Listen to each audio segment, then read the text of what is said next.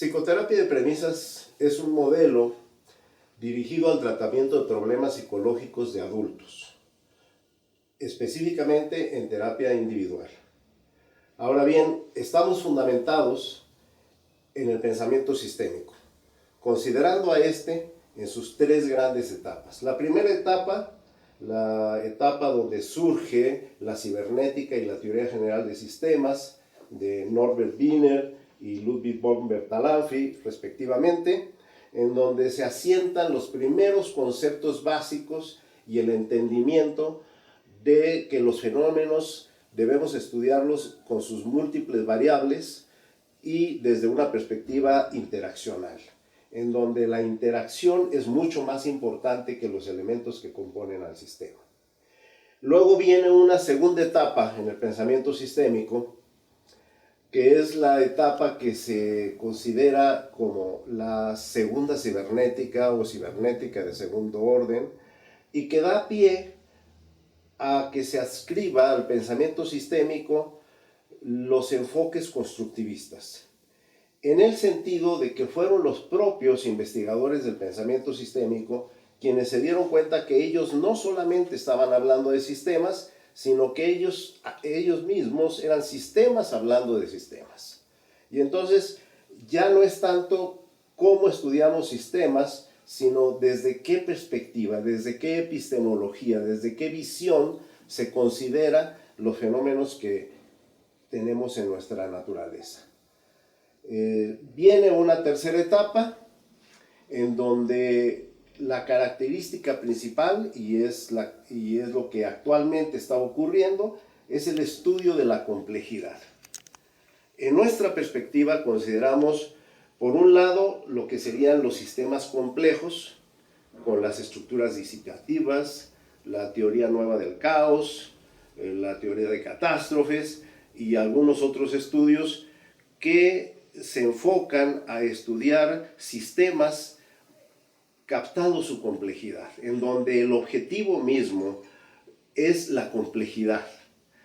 Le añadimos nosotros también, en esta misma perspectiva de estudio de la complejidad, la importancia de tener un pensamiento complejo, de desarrollar un pensamiento que no simplifique. Y ahí nos apoyamos mucho también en el enfoque de Edgar Morin, en el enfoque de Gregory Bateson, que son personajes que se dieron cuenta de que había que desarrollar nuevas formas de pensamiento, de ideas, de representación, para configurar la interrelación de los sistemas. En psicoterapia de premisas nos fundamentamos en todo esto. Tomamos aspectos de la primera, de la segunda y de la tercera etapa.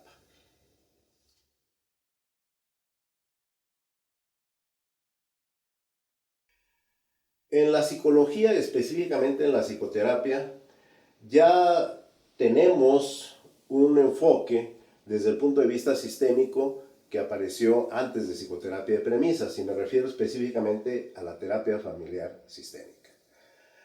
La terapia familiar sistémica coincide con psicoterapia de premisas en esta fundamentación, pero hay algunas diferencias que son importantes. La primera diferencia es que terapia familiar sistémica abarca precisamente lo que sería la primera etapa del pensamiento sistémico. Sí considera en algunos modelos derivados de la terapia familiar, algunos modelos de terapia breve, sí llegan a considerar el aspecto constructivista, pero desde mi punto particular de vista, estos modelos constructivistas caen en una simplicidad o en una ingenuidad en la visión de que cualquier persona fácilmente puede construir su realidad, y algunos otros se desvían hacia el posmodernismo, el cual evidentemente pues no cae dentro del ámbito científico. En este sentido, en psicoterapia de premisas, específicamente en el aspecto constructivista, nosotros tomamos el punto de partida de George Spencer Brown, que fue el que planteó la situación de la observación de primer orden y de segundo orden, y en el desarrollo de este modelo que el sociólogo Niklas Luhmann expone ampliamente, profundamente, en su teoría de la sociedad. Se podrá uno sorprender de por qué estamos tomando los aspectos de un sociólogo. Sin embargo, este sociólogo, además de una gran capacidad teórica, pues habló también él del sistema mental, y en ese sentido pues encontramos la relación y el poder vincular el constructivismo lumaniano y ubicarlo dentro de psicoterapia de premisas. Por otro lado, otra diferencia que encontramos es que para la terapia familiar sistémica, como su nombre lo indica, el sistema es la familia. Ellos consideran que un trastorno individual en realidad es una manifestación de una disfunción familiar. Y aunque este enfoque es correcto en muchos sentidos, en la mayor parte de los casos, cuando hablamos de adultos, ya la familia es muy difícil que pueda configurarse de otra manera para que la persona deje de presentar su problema, porque la persona ya tiene una estructura personal, una estructura mental, y puede estar en diferentes ámbitos y continuar con su mismo problema. Entonces, nosotros nos apoyamos mucho en terapia familiar porque nos da el conocimiento de cómo se gestó un problema, sobre todo en la etapa de la infancia y la adolescencia de algún individuo, de nuestros pacientes. La mayor parte de sus problemas se gestaron ahí, o por lo menos tuvieron algunos aspectos que luego hicieron una configuración disfuncional. Sin embargo, cuando nosotros trabajamos ya con un adulto, su sistema mental ya está estructurado en relación al problema. Y entonces para nosotros el sistema al cual nos dirigimos es al sistema mental. Y esta sería otra de las diferencias con la terapia familiar sistémica, aunque reconocemos la gran influencia y las aportaciones que nos han dado. Pero estas serían las diferencias y los vínculos que tenemos.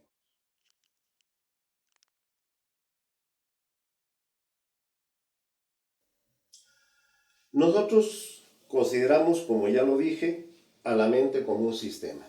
Y es importante aclarar esto porque el aspecto mental había sido evadido por los modelos sistémicos y por muchos otros modelos por la gran influencia y la gran autoridad que tuvo durante mucho tiempo el psicoanálisis. Sin embargo, desde una perspectiva sistémica, cualquier fenómeno de la naturaleza puede ser estudiado como un sistema, y este es el caso también de la mente humana. La mente humana está formada por ideas, son los elementos, y las interrelaciones entre las ideas configurarían este aspecto sistémico. Consideramos a la mente un sistema autopoyético que tiene una estructura en donde se forman creencias, en donde hay valores y donde hay premisas. De ahí el nombre de nuestro modelo. Las premisas son las ideas más amplias y generales que tenemos sobre la vida. Son nuestras ideas muchas veces no conscientes de lo que es la realidad. Son cosas que damos por hecho. Y las creencias son las ideas sobre las cuales nosotros nos guiamos para actuar en diferentes contextos. En psicoterapia de premisas trabajamos con estos dos aspectos y con el punto también de los valores. Por eso decimos nosotros que nos enfocamos al sistema mental o sistema psíquico.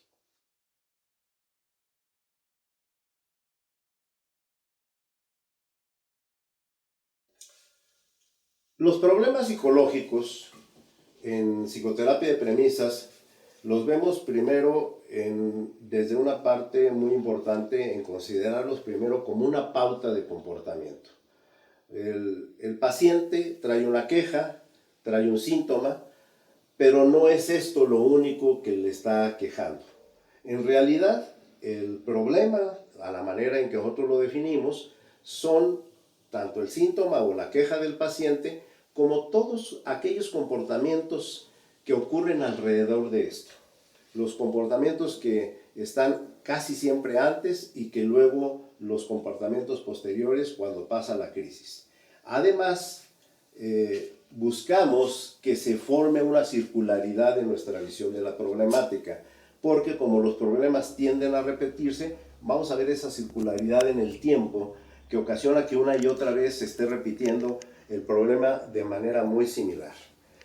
Y dos aspectos más que consideraríamos serían también, junto con la pauta de comportamiento, los pensamientos las emociones y sentimientos que el paciente pueda tener. Consideramos que un problema es, de alguna forma, una conducta adaptativa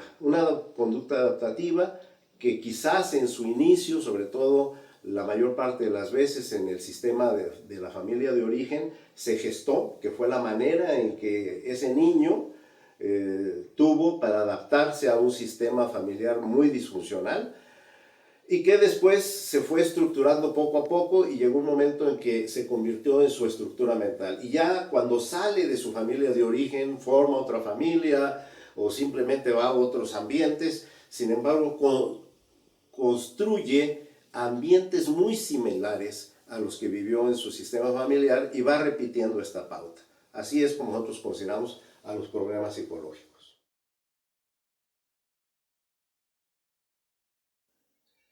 Cuando un paciente llega a psicoterapia, lo primero que hacemos pues, es escucharlo, que nos dé toda la información que pueda, y nosotros vamos de alguna manera tratando de elaborar en nuestra mente la idea de la pauta que tiene. Posteriormente, que ya el paciente nos ha platicado todo esto, pues vamos haciendo las preguntas pertinentes para que tengamos una idea de cuál es esta pauta de la cual hablaba yo hace un momento. Una vez que ya hemos conseguido elaborar, configurar en nuestra mente y se le hemos presentado al paciente y él nos contesta afirmativamente que así suceden las cosas, pues vamos ahora a investigar en una forma retrospectiva cómo fue evolucionando esta pauta, porque esta pauta, siendo adaptativa, aunque venga desde la niñez o desde la adolescencia, va sufriendo cambios con el tiempo. Entonces vamos estudiando del presente hacia el pasado, cómo ha ido cambiando esta pauta en las diferentes etapas de la persona, en los diferentes contextos y ámbitos que haya vivido. Una vez que ya tenemos también esta información, entonces nos dedicamos a estudiar el entorno en donde se originó de forma adaptativa esta pauta.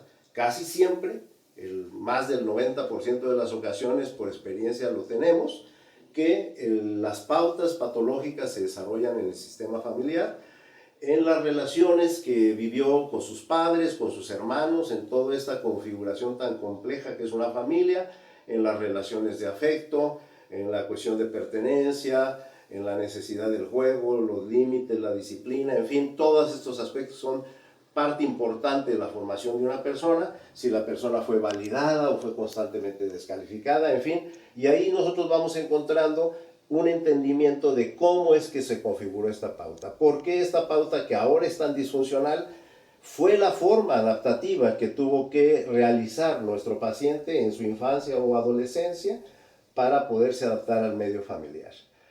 Y una vez que ya tenemos esta información, podríamos decir que nosotros ya tenemos un diagnóstico. Nuestro diagnóstico es este: saber cómo es la pauta, cómo ha evolucionado y cómo se configuró.